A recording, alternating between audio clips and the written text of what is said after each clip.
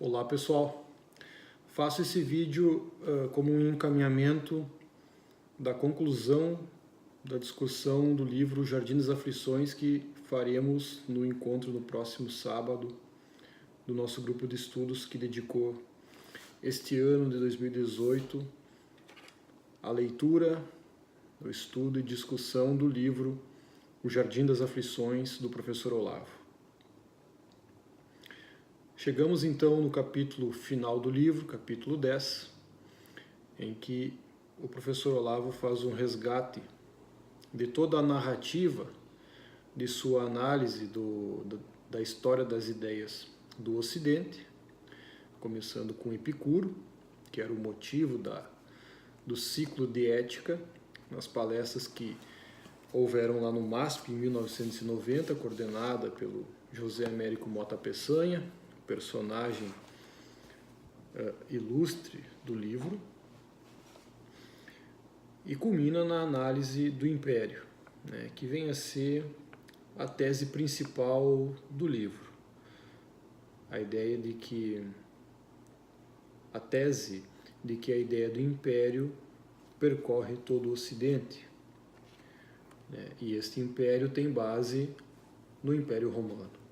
Então, o professor Olavo identifica 4 momentos de alteração, de tentativas de consolidar o Império, após o declínio do Império Romano, que vem a ser o primeiro momento com o Império de Carlos Magno, que acaba se encerrando com a própria morte do Carlos Magno, devido à inviabilidade da sucessão por parte de seus sucessores.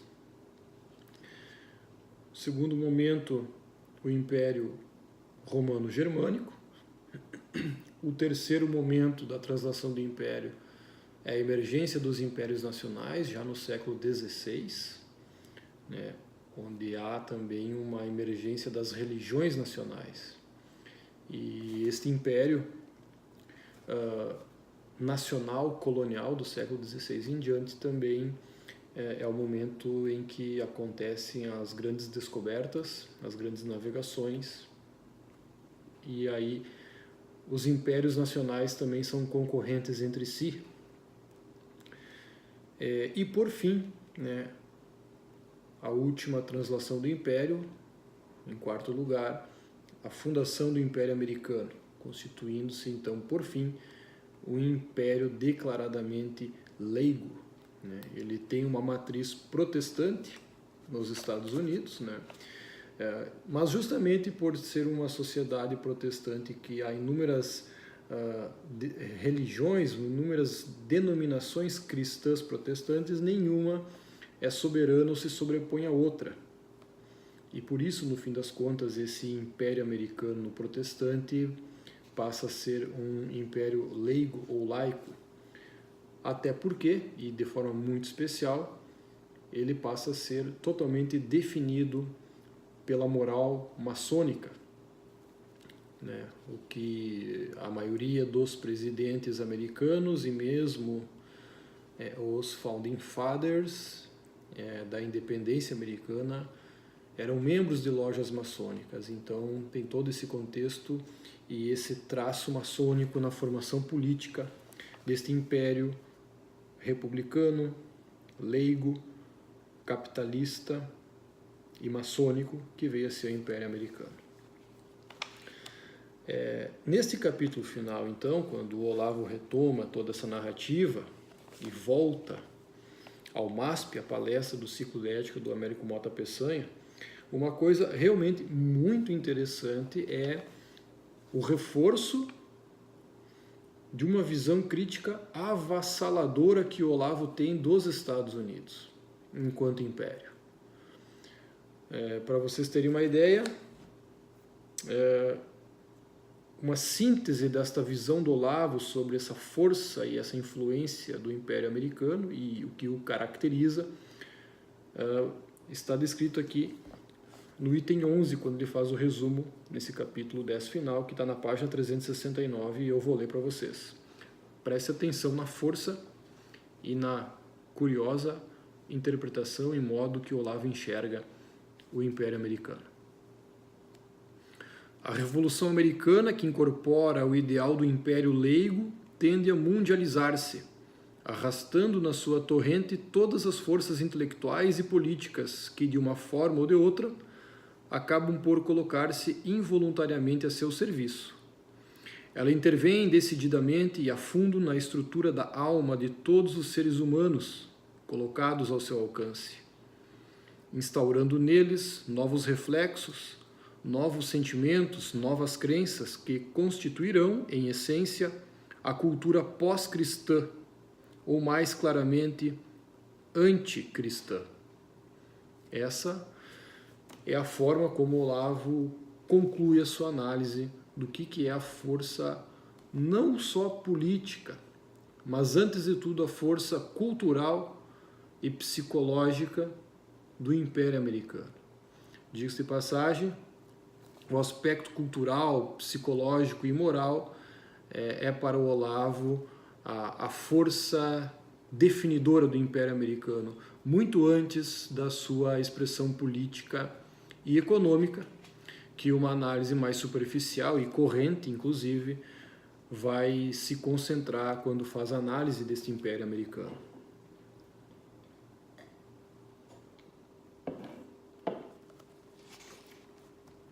Então, o Olavo chega a dizer que esse poder do Império Americano, de ordem eminentemente cultural, leigo, maçônico, ele tem uma força e uma perversidade ainda maior do que os próprios 3 regimes totalitários do século XX, o nazismo, o comunismo e o fascismo, porque ele realmente tem o poder de dissolver a tradição cristã de forma muito mais eficiente do que os regimes totalitários. Então é realmente uma visão extremamente crítica, né?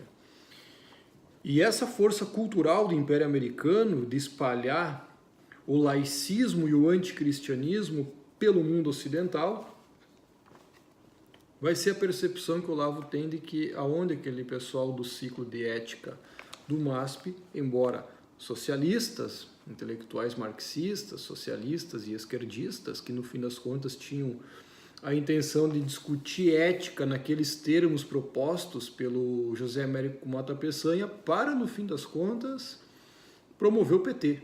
Isso em 1990, no início do governo Collor. Mas, no fim das contas, o Olavo vai dizer que, por mais que eles quisessem promover um ideal socialista, a força hegemônica cultural desse império leigo mundializado que parte dos Estados Unidos para o mundo seria o grande beneficiado dessa corrente de ideias esquerdistas que vigorava no Brasil nesse início dos anos 90. Então veja que curioso estes apontamentos, estas conclusões do Olavo no momento em que ele escreveu esse livro, em 95. E ele acaba depois, num pós-fácil desta edição de 2015 do livro, que ele dá uma entrevista para o Silvio Grimaldo, ele atenua esta visão crítica do Império Americano, laico e expansionista e anticristão, maçônico e anticristão. Ele vai comentar no pós-fácil que quando ele foi para os Estados Unidos em 2005, ele conheceu uma cultura americana, entre o povo americano, eminentemente cristã, conservadora, e que ele não tinha muito claro esta realidade quando escreveu o livro, até pela influência que ele tinha das fontes que ele lia a respeito dos Estados Unidos na época do livro, no início dos anos 90. Só que tem um detalhe que no próprio livro, nesse capítulo aqui, no final, nas últimas páginas, ele faz uma retomada e comenta que existe uma força cristã muito presente na cultura do povo americano. E que essa força cristã seria a única resistência possível a essa expansão do Império Leigo. Então, nem de todo está ignorado esse fato da cultura cristã largamente espalhada entre o povo, principalmente de cidades interioranas dos Estados Unidos, fora do eixo das grandes metrópoles, Nova York, da própria Califórnia, Chicago, Washington e assim por diante. Então é um pouco curioso porque, de fato, no próprio livro o Olavo menciona essa matriz cristã muito forte que tem nos Estados Unidos e tal. Agora, para encaminhar o final aqui desses comentários iniciais, o Olavo menciona que aqui no Brasil, né, enquanto ele escrevia esse livro em 94, o FHC é eleito presidente da República e ele diz que houve uma vitória da direita, né? A direita venceu a esquerda aqui, representado pelo político direitista Fernando Henrique Cardoso. Isso é muito engraçado, né? Sabendo todas as análises que o próprio Olavo fez depois do PSDB, do FHC, da social-democracia e tal. Então chega a ser muito engraçado ver o Olavo chamando, né, o FHC de um expoente da direita, né, que frustrou os planos da esquerda no Brasil naquela época.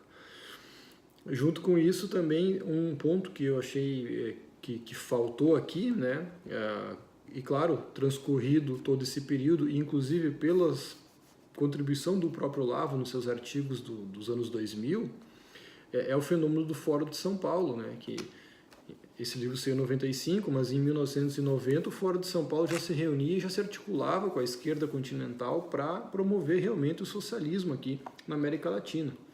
Então, esse fenômeno está ausente da análise e aí a gente vê que tem uma lacuna importante e que deve ser preenchida nessa análise aqui.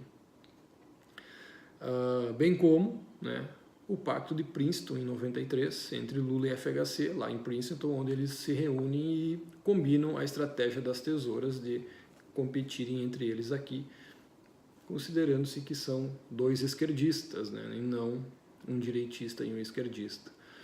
Então, fazendo essa análise posterior, a gente vê que a época que o Olavo escreveu o livro faltou, sim, elementos bem importantes, que depois, transcorrido alguns anos, ele próprio trouxe à baila todos esses temas e essas tramas que constituíam a estratégia da esquerda na América Latina e no Brasil. O próprio Olavo provavelmente foi um dos primeiros e mais insistentes que depois veio a mostrar que o FHC e o PSDB não eram de direita, mas sim de esquerda, e etc. É bem conhecido de todos essa percepção. Mas mesmo Olavo, em 94, quando escreveu esse livro, denunciando inclusive o gramscismo, né, em livro anterior, em 93, não atinou, ou pelo menos não declarou aqui no livro, que o FHC, oponente do PT, não seria um candidato, um nome da direita, mas também um representante da esquerda gramsciana. Então fica este registro. É realmente avassalador esse capítulo, a reflexão, as análises que o Olavo faz são arrebatadoras. Eu considero o Jardim das Aflições um dos grandes livros da língua portuguesa, não só em termos de qualidade literária, mas me refiro em especial em termos de conteúdo e de análise, levando em conta que este livro é uma investigação. Então, é realmente portentosa toda essa análise que o Olavo faz e foi uma grata satisfação e um imenso aprendizado reler esse livro depois de 16 anos, quando eu li pela primeira vez, e poder ler ele agora com mais calma, um pouco mais maduro e com uma atenção mais especial, de modo a poder aproveitar de uma forma bem melhor do que na primeira vez que eu o li. Então era isso, e até a próxima. Sábado que vem teremos encontro, posteriormente o encontro mesmo será postado aqui no canal para todos vocês assistirem. Então, até o próximo.